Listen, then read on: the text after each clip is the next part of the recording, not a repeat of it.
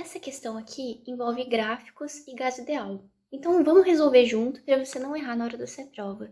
Ela fala sobre pneus. O pneu de um carro, por exemplo, ele é cheio de ar. Então essas moléculas do ar que está dentro do pneu vão ficar se agitando e batendo na parede interna do pneu. Por isso a gente tem uma pressão aí, entendem? E para ver se essa pressão está adequada, no sentido de evitar acidentes, etc., se é o que o fabricante recomenda, mas e se não estiver adequada? Muitas vezes você vai ter que ou encher ou esvaziar esses pneus, calibrar eles. Enfim, para ver se está adequada, você precisa deixar o pneu em temperatura ambiente. Como assim?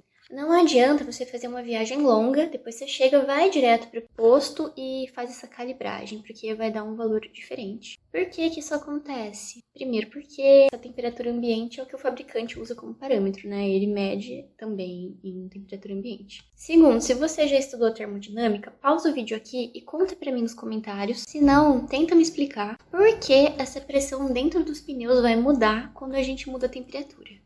O que acontece é que se a temperatura aumenta, o gás se expande. Uma analogia boa é quando tá frio ou quando tá calor. Quando tá calor, você não quer ficar grudado com outras pessoas, você quer ficar o mais longe possível. E quando tá frio, é até legal ter um grupo com bastante pessoas, porque fica quentinho. É como se fosse isso, então, tá calor, quer ir embora, tá frio, quer todo mundo ficar junto. O gás é mais ou menos assim.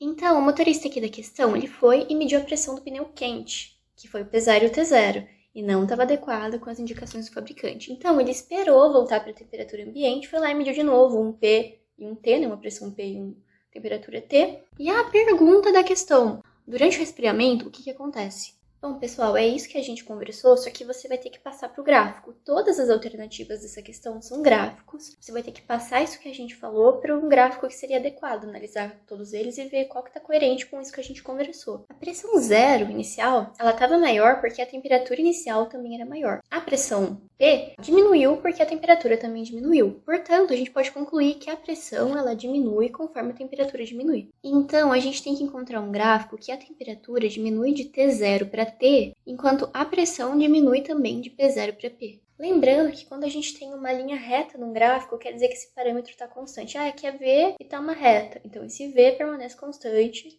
em tempo, por exemplo. E também que em termodinâmica, a seta que está em cima dessa reta, ou linha, curva, etc., ela vai dizer para onde que está indo o processo. Por exemplo, de T0 para T ou de T para T0. No caso de T0 para T, o que a gente está conversando aqui. E para concluir essas coisas, vamos para o papel, que você também pode pensar em termos da equação dos gases ideais, passa o volume para lá, porque a questão fala que o volume não é alterado. Então isso aqui tudo é uma constante, então eles são diretamente proporcionais. Se aumentar a pressão, a temperatura aumenta também. Então, pessoal, esse aqui é o gráfico da letra E, que é a nossa resposta. E ele diz que se a temperatura diminui, temperatura menor aqui, a pressão também diminui, beleza?